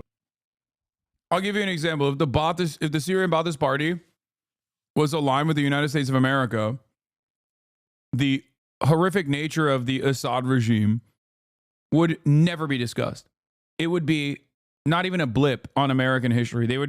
He would, one, still be ruling Syria. It wouldn't matter. Two, he could be as cruel as he fucking wanted to. You would never hear about the fucking prisons. Okay? Never in a million years. And this isn't to say that like Bashar al-Assad was an anti-imperialist of the bone or something like that. He wasn't. He was just a horrifically incompetent and very selfish regional power that was definitely playing enough ball with the other regional powers, but that also meant that he was, in an effort to maintain his regime, utilizing Hezbollah and also, which was, the Iranian-backed military groups, and also Russia in order to continue his dominance over the people. So, for me, the way I see it, if he was using America instead, maybe even Turkey alongside America, using NATO forces to suppress all these people, he would be cherished as a fucking hero. He would be given the opportunity to do such things and would be celebrated for it. I was thinking about this the other day. It's like he's a secular guy, right? This is the secular Ba'athist Party. Virtually every single aspect of any kind of popular uprising from the Sunni Syrian population would be stamped out as jihadists. Now, this doesn't mean that there aren't jihadists, okay? This doesn't mean that there aren't Salafists in the fucking popular resistance against Assad. They certainly have been overtaken by these groups, okay? Excuse me, HTS is former jihadi, former Al-Qaeda. Having said that, however, there was obviously a very good reason for why people felt resentful, angry, fearful of the Assad regime. But always remember, if Assad was unconditionally pro-America across the board, you would have never heard about anything. You wouldn't have heard about chemical weapons. You wouldn't have heard about the prisons. You wouldn't have heard about the fucking torture. And this is proof, okay? The way that South Korean development is discussed in the Western world, okay? The way that the South Korean government is discussed in the Western world is never with clear terms such as this. Okay? The Soviet Union would reply a few weeks later by formally establishing the Democratic People's Republic of Korea. Both states claimed sovereignty over the entire Korean peninsula, a policy that set the stage for a head-on collision. So life wasn't easy for the newborn southern state. For starters, the rebellion on Jeju Island was still going on, and another uprising would be added to that in mid-autumn. Known as the Yeosu Suncheon Rebellion, it began on October 19th in the port city of Yeosu after disgruntled soldiers of the 6th and 14th Regiments refused to fight against the Jeju guerrillas. Within a day, the 2,000 rebels had total control of the city. It's so weird. Why is this objectively popular American-backed government breeding so much hostility by the population it's supposed to be democratically governing? And soon seized Suncheon as well as other nearby towns. They were joined by leftists waving red flags and calling for a Korean People's Republic, the old PRK, though some raised North Korean flags and pledged their loyalty to Kim Il-sung. They even went so far as to establish people's courts and then tried and executed several police officers, government officials, landlords, and rightists.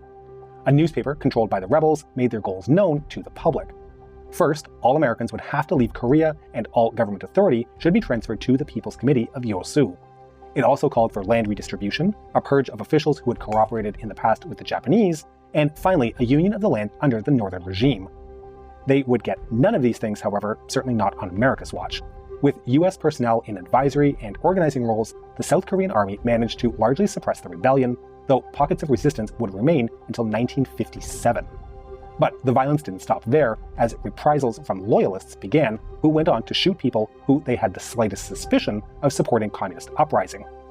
In total, around 3,000 people were killed in the uprising that ultimately had only one winner, Syngman Rhee, who used the opportunity to further strengthen his power and wipe out all resistance to his rule. In May of the following year, the larger rebellion on Jeju Island was put down as well. It was an unprecedented massacre as both— Still you sit here and listen to this in from a Western world country? What?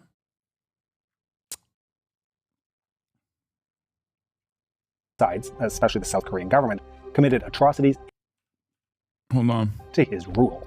In May of the following year, the larger rebellion on Jeju Island was put down as well. It was an unprecedented massacre as both sides, especially the South Korean government, committed atrocities and war crimes, resulting in entire villages being wiped from the map. Estimates indicated around 30,000 casualties, although privately, the governor of the island reported almost 60,000 dead. Almost as shocking was the fact that for— Guys, I don't understand. These are the American-backed government. Like, what is happening here? I don't get it.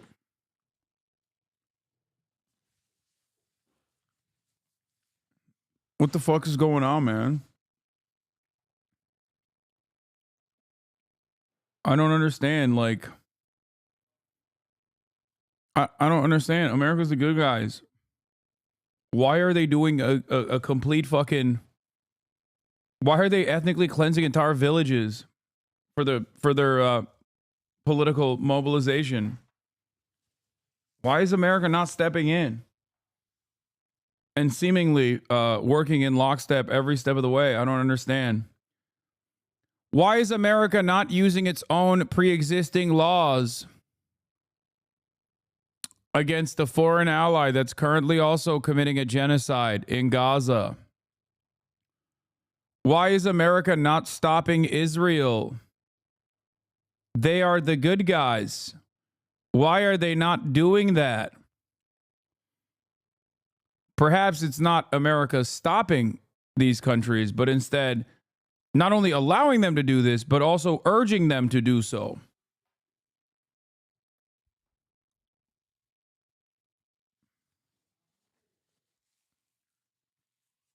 "50 years afterwards, even the mention of these events was a crime punishable by beatings, torture, and time in prison.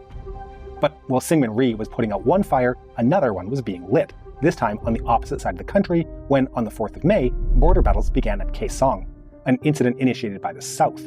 Skirmishes and raids along the 38th parallel would continue until December, and the only reason all-out war didn't break out that year was that both superpowers wanted to avoid war and made clear they wouldn't help if an unprovoked general attack was launched. So, going into 1950, the strategy for both sides was to hope for a provocation from the other side. Yeah, for the record, I need you to understand something. The Korean War has yet to start. Like, in the way that it's taught in history books, understand that this hasn't started yet. Just like Deir Yassin is not featured in the Israeli War of Independence, okay, as a pivotal point, or the Nakba is a important aspect of like Israeli nation state development in its inception. This kind of stuff is not even considered to be to play a motivational role in the actions of the DPRK. Just so you understand. Like, all jokes aside, the big bad, America's like direct and active involvement has yet to begin. My professor at uni was raving about the killings in Indonesia were bad, but led to good things in the future. And Sukarno was a smart politician. I lost my mind when she said that. Yeah. Yeah, ask her if she feels that way about fucking Adolf Hitler. Insane. Side, so as to ensure assistance from their guarantor. But the strategic situation had changed by the spring of 1950, as the Soviets had broken the US monopoly on nuclear weapons, and Mao Zedong had achieved final victory for the communists in China. So, in April, Stalin gave his permission to Kim Il-sung for an attack on the South, so long as Mao was willing to assist him. While concerned about US involvement, Mao ultimately agreed to support the North Korean endeavor, and preparations for the war that would break out at the end of the summer were escalated. Now, we've covered the events of the war in detail in other episodes, so we're going to fast forward a bit to 1953 and South Korea in the aftermath of the war. If you haven't watched our episodes on the Korean War, we'll link them in the show notes. Although devastating, the Korean War actually gave South Korea the chance to start again with a clean slate. Let me explain. The old aristocracy that once controlled people, markets, and enterprises had lost its political powers through land redistribution. It's good that we watched the other video because it I think covered the war already, and I think this hyper focuses on South Korean politics in the lead up to the Korean War and in the aftermath of the Korean War. So it's good to we already saw the fucking worst aspects of the Korean War. We already covered it earlier or with the Hakim video. And because the war had caused mass migrations, which in turn shook things up in a country where solidity of lineage and place were pivotal. They were substituted by entrepreneurs that had amassed fortunes through war-related enterprises, middle-class merchants, and by some people that had engaged in more nefarious economic activities. You know, like money lending and black marketeering.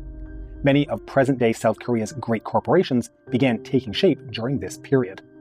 But that didn't mean that the majority of people enjoyed any economic prosperity.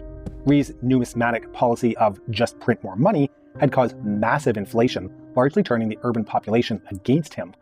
Thankfully for Rhee, there was someone willing to provide financial aid, Uncle Sam and the good old US of A. Washington was willing to subsidize countries that stood on the front lines of the Cold War. The Republic of Korea and the 600,000-strong ROK Army were the bulwark that protected American interests in the area, as well as the disarmed Japan.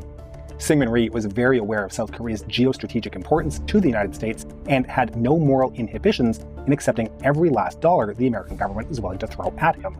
In fact, for almost a decade, nearly the This is the worst aspect of like American development. Marshall Plan alike, we only fucking give free money to countries as long as they're violent, rabid, fascist dogs that squash any semblance of like socialism that exists in your society.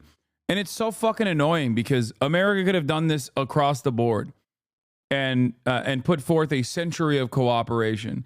But the issue then obviously would be that, you know, inevitably people will be like, I don't want to do this capitalism shit.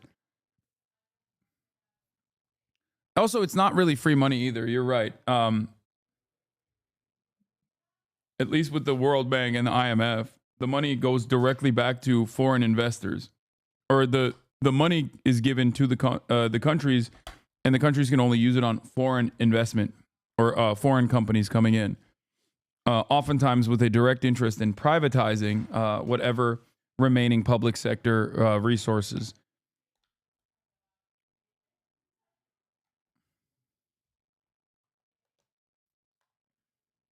Entire government budget came from American funding. With corruption being widespread, it's of little wonder that large amounts of these dollars ended up in the pockets of people working under Rhee, like cabinet officials and his political friends. Rhee's maladministration didn't go unnoticed, and his years from 1953 to 1960 can be summarized as an increasingly desperate attempt to cling to power. In the election for the National Assembly held in 1954, he managed to receive an absolute majority, but only by using police harassment and restrictive electoral laws. And he didn't stop there.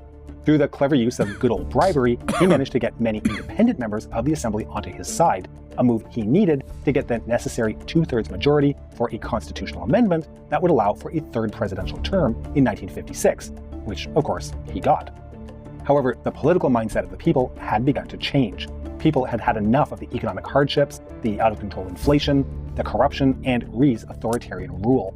His popularity declined rapidly in urban areas, and especially among the younger generations that tended to be better educated and thus had greater political understanding and stronger beliefs in democratic values and ideals. Facing the prospect of getting voted out of power, Rhee's administration resorted again to repression.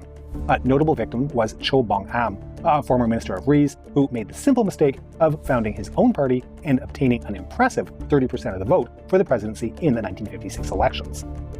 So, in February 1958, just a couple of months before the next assembly elections, he was charged with spying for North Korea and, after 2 trials, was executed in the summer of the following year. But even with the extensive repressions and electoral fraud, Rhee's Liberal Party managed to only get 38.7% of the votes, compared to the Democratic Party, which won 29.5%.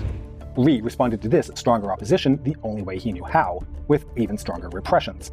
This culminated in the passage of a new national security law on Christmas Eve 1958. An attempt by the opposition to boycott the procedure was made in vain as the government mobilized the police and kicked them out of the building. then, unopposed, passed 22 bills, including the law that effectively turned South Korea into a police state. Under these new laws, criticizing the president was a crime, and intelligence agencies could arrest civilians merely on the suspicion of criminal activity. Ultimately, however, Rhee's electoral frauds would become his own undoing. In the presidential election of 1960, he was unopposed at the ballots as his rival had passed away from cancer.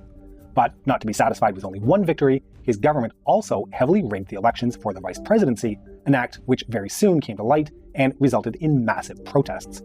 On April 19th, thousands of university students marched towards the presidential residence, demanding Syngman Rhee's resignation and new elections.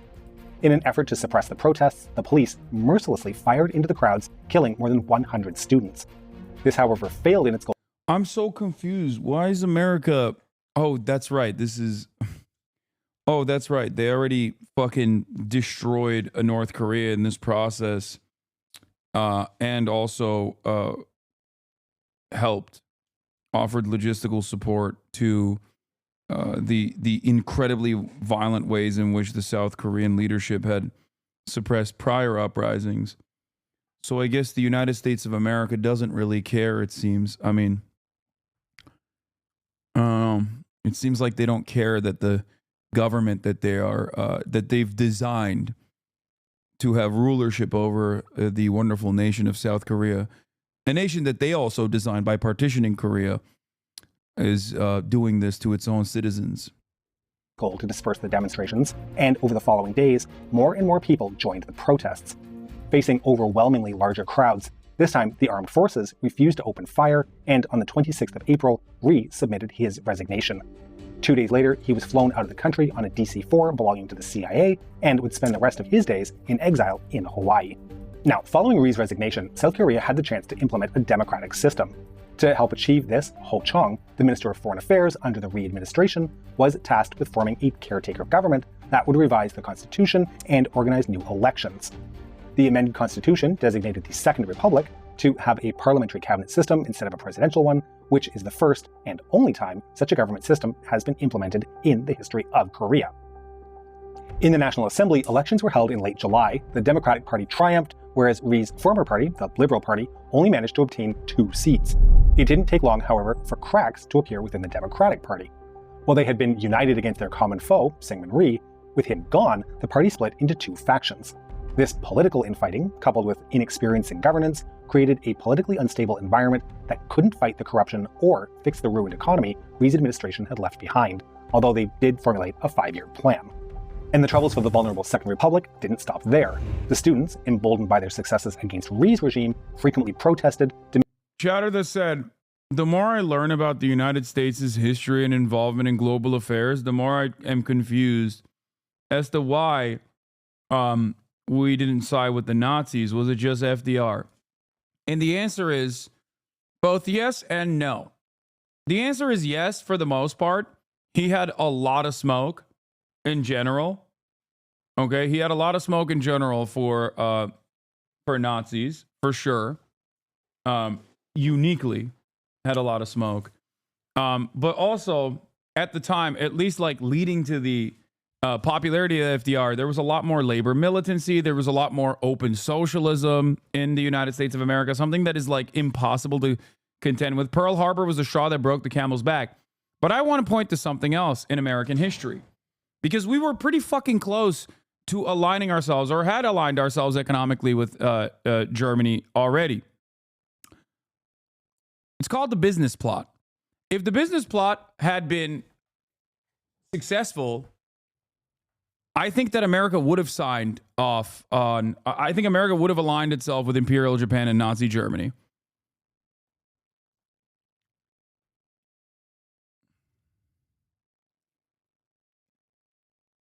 So yeah. He didn't have the smoke because of the Holocaust though. Yeah, but to be fair to FDR, many people did not understand the true severity of the Holocaust until after they had successfully fought against Nazi Germany. Like, you have to remember,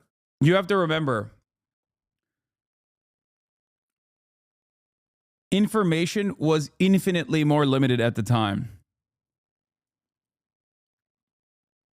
like, I don't know if America would care or be agitated, especially considering that there were Jewish refugees that were escaping, and we turned them around. But they quite literally did not have internet. Not to sound like Young Thug talking about James Harden wearing a Blue Lives Matter gator, but like they didn't have internet at the time. And a lot of the information that came out about the camps were directly propagandized by the Nazi government. There's a big part of guys, stop focusing on the James Harden joke that I made, okay? Like the Red Cross, as we understand it, is not exactly an infallible institution to begin with, even in contemporary society, but the Red Cross at the time aided and abetted in lying about the concentration camps. There was great progressive leaders in the FDR and Amin in public life. His vice president was Henry Walls, who was friendly to the Soviet. FDR once said he would not rerun if the DNC didn't put him on the ticket. Sadly, in his final rerun, he was too weak, and the DNC bosses placed their own people to have Truman as the VP and thus becoming president.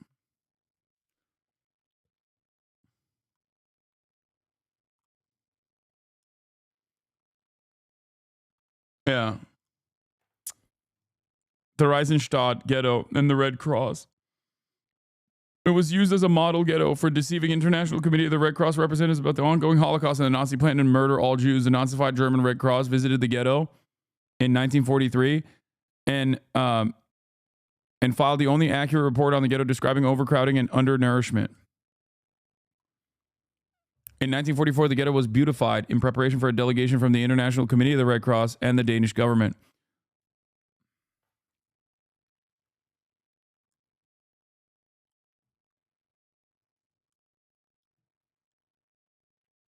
Well, during the war in 1942, there was a Polish captain who snuck into the concentration camp and was there for 2 years, I think.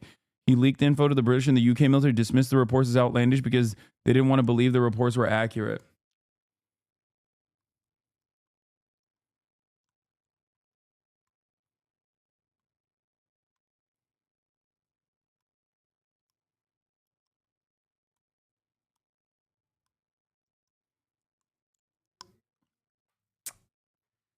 Now, what's really interesting about that is, think about it this way. We have direct insight into the everyday existence of Palestinians living in Gaza, and there's a current genocide happening in Gaza. Okay? There's a current genocide happening in Gaza. We have direct insight. We have real-time coverage. And yet there are still a non-insignificant percentage of the public that turns a blind eye to it or even recognizes the atrocities and says, no, it's good, we want more of it. So, and regardless of the people's opinion on the genocide in Gaza, no changes take place. So, like, imagine, even with the incredible amount of information that we can get nowadays, where you can directly talk to a person that is currently under occupation, that can die at any moment, it still doesn't, it still does not matter. People still do not change their opinions on it. So I don't think that the Holocaust in and of itself was, it was not a important factor in the Allied forces going in and fighting against Nazi Germany. And I'm not so sure that they would give a fuck to begin with. If I'm being super, super honest. Demanding economic and political reforms. In October, they even went one step further, storming the National Assembly and forcing the members there to enact laws for the punishment of government officials and policemen that had acted in an anti-democratic manner during the era of the First Republic. Seeing the weakness of the Second Republic, the North Korean regime couldn't help but take advantage and began subversive activities, even proposing discussions surrounding unification. Many students found the idea of unification quite appealing, as North Korea at that time was actually in overall better shape and actively campaigned for it. But the Northern regime aside, there was another institution that had significant political power, was more stable than the political world of the Second Republic, and had noticed the Republic's weakness. We are, of course, talking about the Republic of Korea Armed Forces. They had in the past actually planned a coup against Syngman Rhee, but were only stopped by the success of the students in the April Revolution. They were, however, displeased with the progress of the new regime, and a group of officers concluded that the time for a military takeover had come. In the early hours of May 16, 1961, Major General Park Chung-hee, with 250 officers and 3,500 soldiers, announced the army's intervention to save the country. Park dissolved the National Assembly, instituted martial law, and declared the formation of the Supreme Council for National Reconstruction, a fancy title for the military junta he had just established. A series of dictatorial regimes in South Korea would remain in place until the establishment of the Liberal Democratic Sixth Republic in 1987. The history of South Korea stands as an excellent example of the Cold War, a country which stood firmly in the anti-communist alliance, but did so at the expense of human rights and civil liberties, which its financial and diplomatic sponsor state, the United States, proclaimed to be the reason for fighting the Cold War in the first place. South Korea is only one example during the Cold War of Washington providing support for dictatorial and repressive regimes in order to keep the world safe from communism. As we said at the beginning, the side of good is not always good. We hope you've enjoyed today's episode, and to make sure you don't miss all of our future episodes, please make sure you subscribe to our channel and have rigged the pressing of the YouTube bell button so that no matter which bell button you press, it supports only. Yep. Great video. Shocked to find out such a fucking solid video. Yes, this was South Korea, brutal dictatorship in the post-war period.